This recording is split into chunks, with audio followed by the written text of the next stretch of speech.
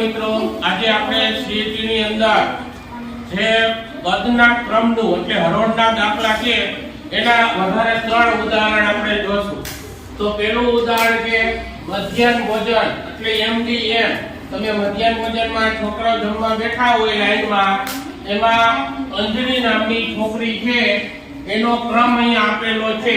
તો આપણે સૌપ્રથમ પહેલા રેખા દોરીએ.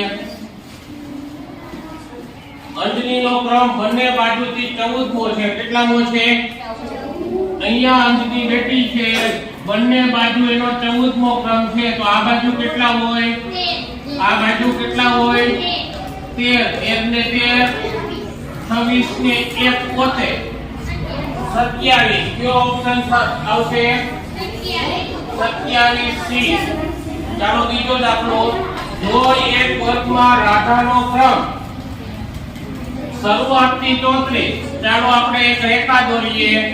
આ શરૂઆતથી એટલે આ બાજુથી 34મો ક્રમ છે. તો આગળ કેટલા હોય? આગળ કેટલા હોય? 33. અને આ બાજુથી 30મો ક્રમ. તો આ બાજુ કેટલા હોય? 29. 30, 33 અને 29. 33, 29 અને 1 પોતે.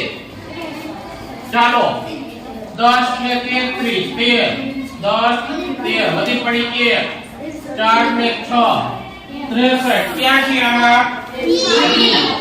ચાલો 63. ચાલો ત્રીજો દાખલો. એક બાગમાં આંબાની આગળ 12 વૃક્ષો છે. એટલે જો તમને આમાં ખાલી બાળકો જ પૂછે એવું ન હોય, તમને બગીચાની હરોળ પૂછે કે ચકલાની હરોળ પૂછે, ઘેટાની હરોળ પૂછે, ગમે એ હરોળ તમને પૂછી શકે. આંબાનો એક બગીચો છે, એમાં 12 વૃક્ષો છે. ચાલો આપણે આવી રીતે લીટી પેલા કરીએ. તો આગળ છે એ 12 છે. કેટલા છે? 12. અને આંબાની પાછળ 10 વૃક્ષો. આ બાજુ 12, આ બાજુ 10 અને 1 પોતે 22 ને 23. કુલ 23 આંબા થયા. પણ આપણે કરવાના છે કેટલા? 25. તો હજી કેટલા વૃક્ષો વાવવા પડશે? 2. તો 2 ક્યાં ઓપ્શન છે?